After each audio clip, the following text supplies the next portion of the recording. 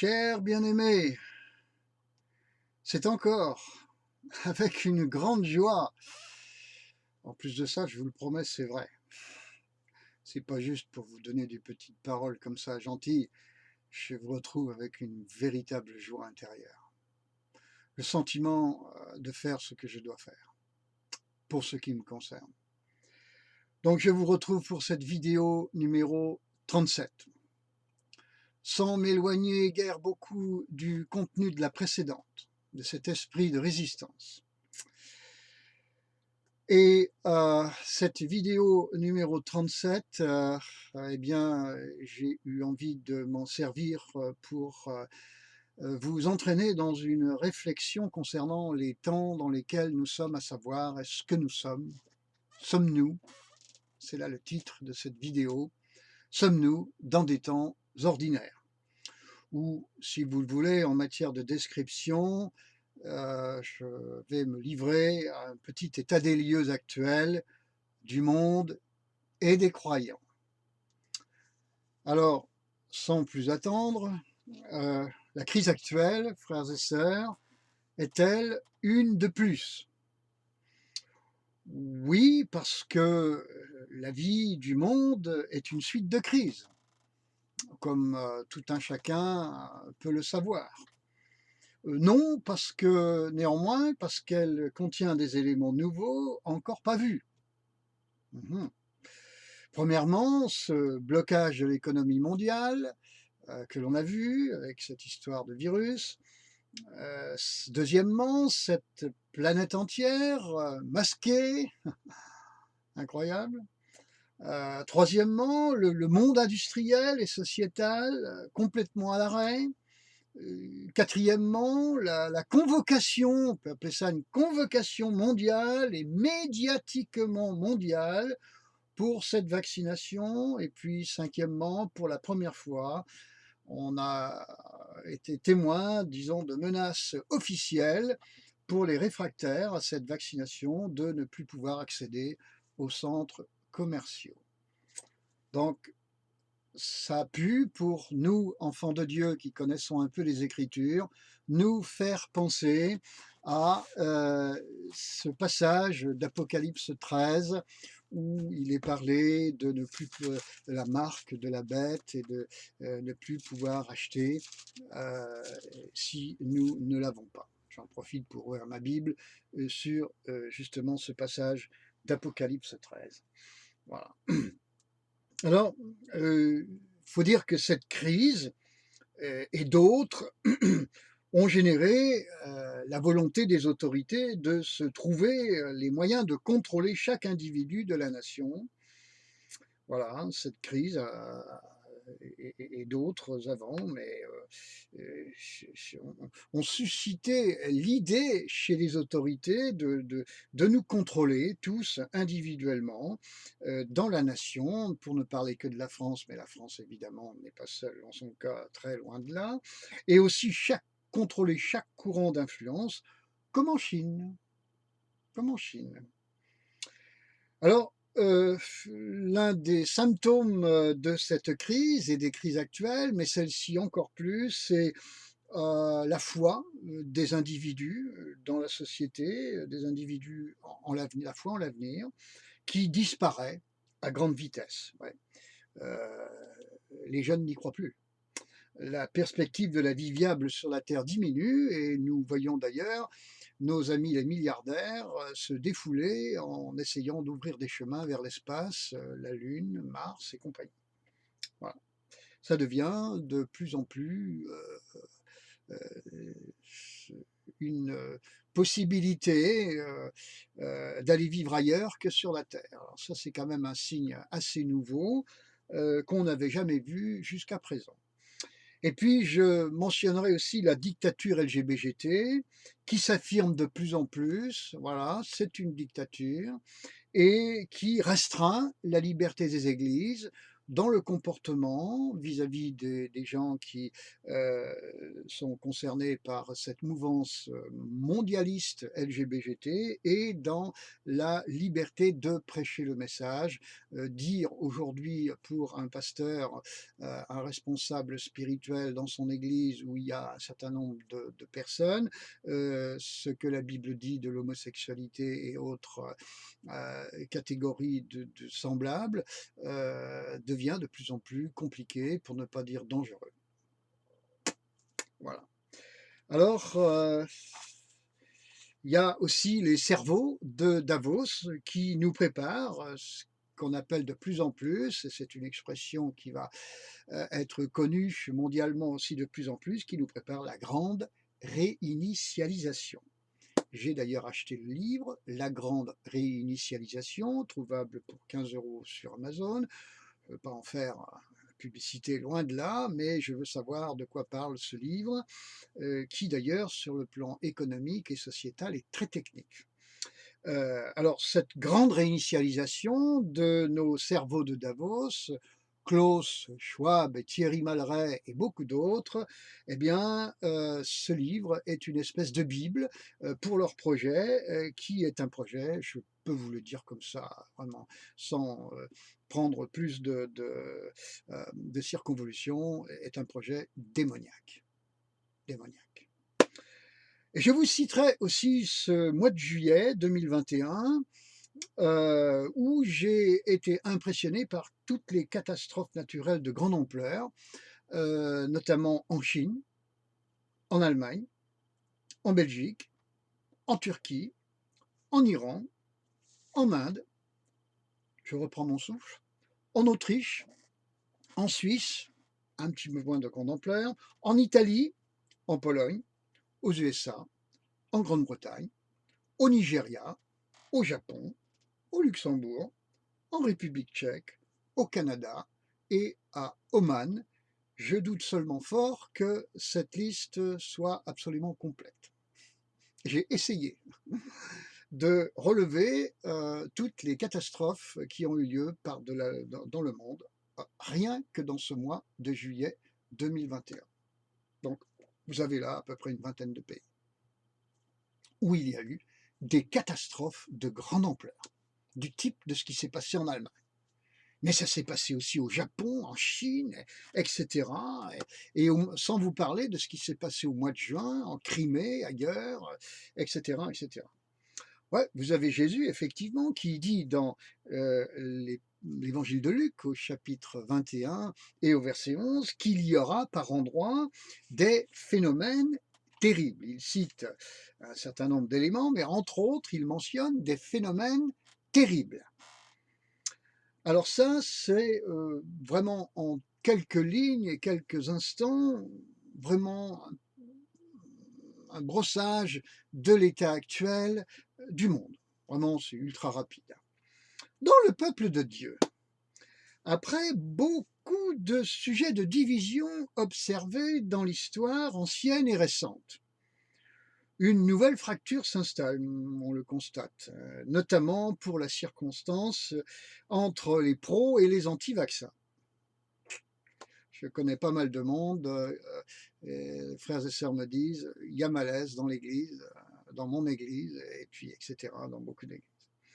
Plus profondément, donc, je crois, cette fracture s'installe, le vaccin n'étant qu'un élément de surface, entre ceux qui font confiance aux autorités et ceux qui s'en méfient de plus en plus, et que l'on nomme, vous le savez, les complotistes.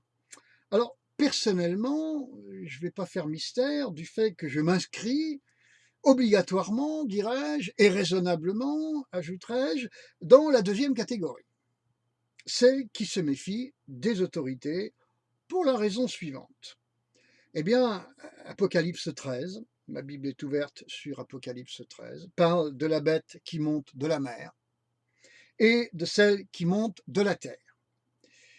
Laissez-moi vous dire que, je ne voudrais pas dire que je lis tous les jours ce chapitre, mais tous les jours j'y pense, que je le lise ou pas, depuis longtemps. Alors, le verset 3 parle du chapitre 13 de l'Apocalypse, de la terre entière qui suivit la bête. Mhm. C'est-à-dire que les gouvernements et cette bête, ces deux bêtes, vont prendre possession de tous les gouvernements et de tous les peuples. Oui, je vous ai cité le verset 3 qui parle de la terre entière qui suivit la bête. Le verset 7, plus précis, qui parle que cette bête, ces bêtes ont pouvoir sur toute tribu, toute langue, tout peuple, toute nation. Voilà. Donc elles vont prendre aussi, versets 16 et 17, l'histoire de la marque qui fait que nous ne pourrons ni vendre ni acheter. Ces gouvernants, n'est-ce pas, inspirés et au garde à vous devant ces bêtes, vont prendre possession de l'économie mondiale, versets 16 et 17. Et je dirais que les chrétiens et l'Église en général vont aussi devoir s'incliner et être sous le contrôle de cette bête, verset 7. Il lui fut donné de faire la guerre aux saints et de les vaincre. Il n'est pas dit de les tuer, mais de les vaincre.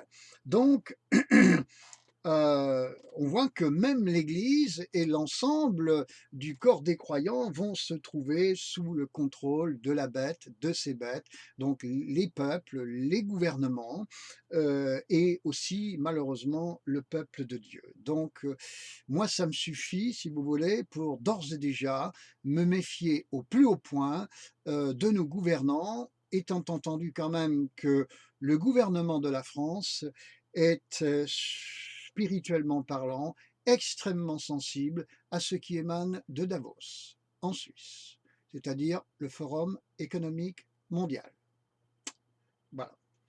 Alors, de plus en plus, c'est-à-dire au fil des mois et des dernières années qui nous restent, je dis bien des mois et des dernières années qui nous restent avant le retour de Jésus-Christ, eh bien, le peuple de Dieu va donc se scinder en deux tendances, celle qui se soumettra, très majoritaire, et puis celle qui se prépare au choc de la résistance, vidéo numéro 36, et apprend donc à le faire dès maintenant en résistant notamment à cette vaccination, qui est plus que le fait de ne pas se faire vacciner avec les contingences sanitaires que l'on peut imaginer, dans un sens ou dans un autre, en termes de sécurité sanitaire, si on se fait vacciner ou de danger. Je laisse ce genre de contingence à d'autres plus calés que moi, mais pour entrer raisonnablement dans une circonspection par rapport à ces convocations de masse, comme là pour cette vaccination, parce que quand on lit Apocalypse 13, ça parle de convocation de masse, j'allais dire, du début à la fin. Apocalypse 13 parle de ça, et Apocalypse 13 est dans ma Bible comme dans la vôtre. Frères et sœurs. Cling, cling. D'accord. Dans le Nouveau Testament, encore, je dirais que peut-être Matthieu 25 est un passage qui illustre ce que je viens de dire. Matthieu 25, les 10 vierges. Les sages, effectivement, font le nécessaire pour voir clair, tandis que les folles ne le jugent pas utile. Pourtant, au départ, toutes les 10 pensent aller à la rencontre de l'époux. Matthieu 25, 1. Tout comme aujourd'hui, les chrétiens qui se font vacciner, comme les autres, tous pensent aller à la rencontre de l'époux. Quand l'époux s'annonce par ce cri au cœur de la nuit, toutes dorment. Mais nous voyons, à la lecture du récit, que les sages dorment du sommeil de la paix, semble-t-il, tandis que les folles dorment plutôt du sommeil de l'inconscience. Ah, il y a sommeil et sommeil. Eh oui, hein, frères et sœurs. Alors, 1 Thessaloniciens, chapitre 5, versets 2 et 3. Je cale ma Bible sur 1 Thessaloniciens, voilà, chapitre 5, versets 2 et 3. Car vous savez vous-même parfaitement que le jour du Seigneur viendra comme un voleur dans la nuit, quand les hommes diront paix et sécurité, c'est alors que soudainement la ruine fondra sur eux comme les douleurs sur la femme enceinte et ils n'échapperont point. Et puis la suite, il est question des frères qui sont tous fils de la lumière, fils du jour, etc. Pas de la nuit et ni des ténèbres, question de veiller, d'être sobre, de revêtir la cuirasse de la foi, verset 7, de l'amour, le casque du salut, verset 11, s'exhorter mutuellement, s'édifier mutuellement les uns les autres, comme nous le faisons déjà. Alors, ce passage de 1 Thessaloniciens 5, versets 2 et 3, et j'ai lu plus largement, que je mettrai volontiers en parallèle avec Matthieu 25, 6, parce que dans les deux cas, il est parlé du Seigneur qui vient, qui s'annonce au cœur de la nuit. Voilà. Oui, c'est vrai, le Seigneur s'annonce au cœur de la nuit. J'ai envie de dire et de préciser que nous n'y sommes pas encore au cœur de la nuit, mais plutôt au début de celle-ci. Alors à ce moment-là, quand cette voix se fera entendre au cœur de la nuit, les hommes diront paix et sécurité. Des passages que dans nos milieux chrétiens, nous ne connaissons, semble-t-il, que trop bien. Que trop bien. Nous savons qu'ils sont là, nous savons que trop bien qu'ils sont là. Est-ce que nous savons exactement que trop bien ce qu'ils veulent dire? Ça, c'est moins sûr. Alors, euh, les hommes diront paix et sécurité, bien-aimés. Quels hommes? Seulement ceux qui ne sont pas chrétiens? C'est ce que nous avions pensé. Oui, mais les vierges folles, elles attendaient l'époux. Elles étaient chrétiennes. Alors quels hommes? Plus exactement, bien-aimés? C'est la question qui fâche un peu. 1 Thessaloniciens, chapitre 5, verset 5. Vous êtes tous fils de la lumière et fils du jour. Tous! Hein? Donc, pas de problème. Ça ira très bien pour nous. Aucun risque. Aucun risque. S'il n'y a aucun risque, pourquoi le verset 10 dit qu'il faut veiller, être sobre, et le verset 11, s'exhorter et s'édifier mutuellement? Pourquoi ces recommandations? Parce qu'il n'y a aucun risque. Il faut bien lire la Bible, mes amis. Et il y a beaucoup de prédications apaisantes, comme j'ai entendu, pas plus tard que dans ce mois de juillet 2021. Cette crise, elle finira comme les autres. Vous savez, il y a 20 ans, il y avait déjà une crise. Hein. Bon, ouais, et puis on est arrivé 20 ans plus tard. Ouais.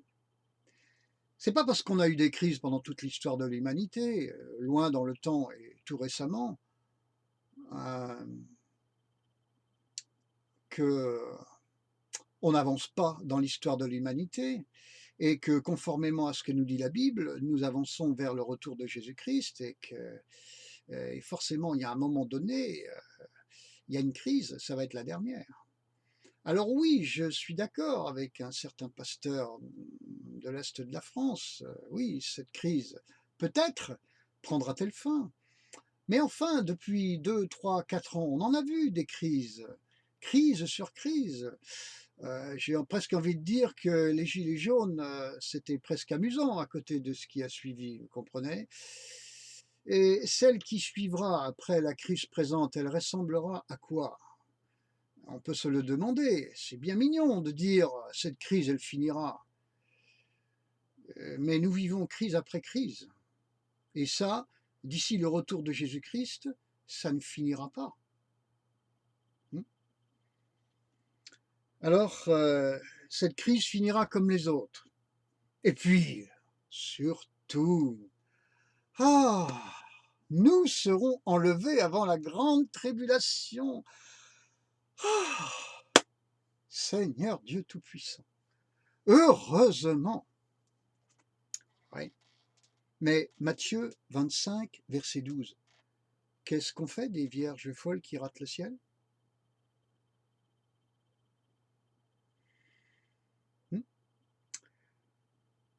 Les vierges folles qui ratent le ciel, Matthieu 25, 12, c'est quand même l'élément un peu gênant là dans l'histoire. Euh, Gênant pour cet enseignement soporifique dont je vous parle, qui ne provoque que le sommeil de l'irresponsabilité, celui des vierges folles.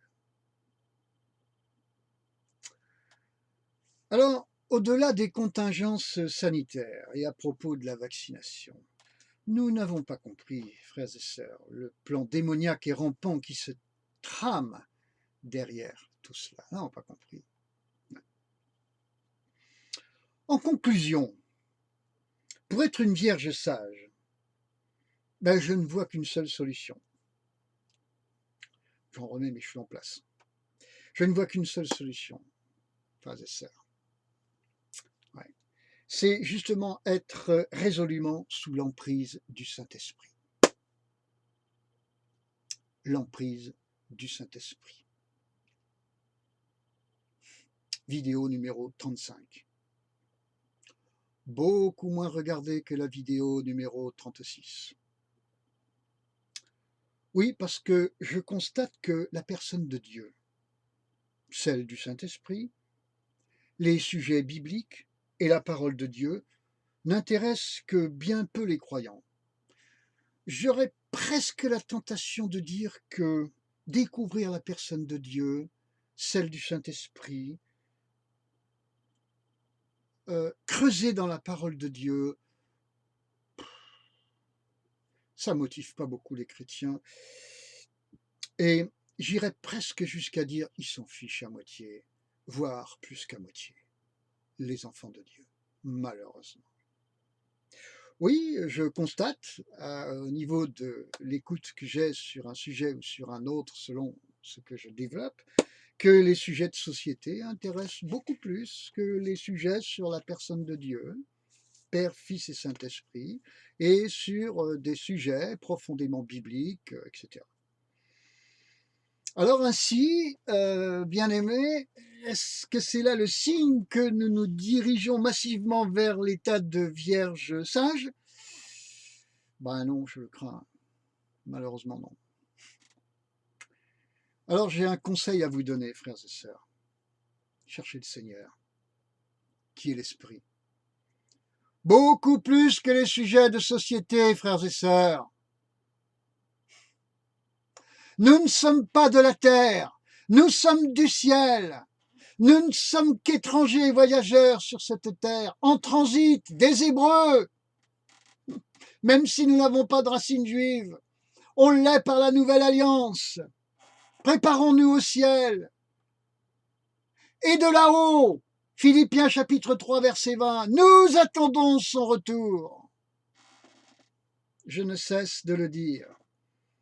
Je vous le dis en haussant un peu le ton, parce que c'est justement ceci qui nous évitera, qui vous évitera sûrement de finir comme des vierges folles.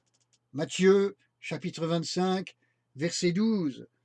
Il faut quand même admettre que c'est tellement plus intéressant de vivre le verset 10 de Matthieu 25. Vous irez lire, mais vous vous doutez très bien de quoi je veux parler. Des vierges sages qui, elles, ne ratent pas le ciel. Alors, bien-aimés, remettez-vous tous les jours sous l'emprise du Saint-Esprit. Réclamez sur vos vies, proclamez sur vos vies la pensée de Christ, celle de l'Esprit.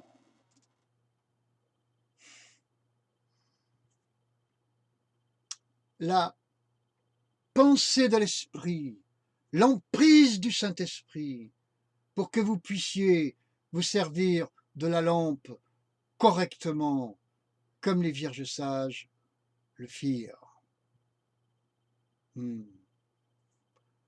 Voilà juste ce que je voulais vous dire en ces temps d'été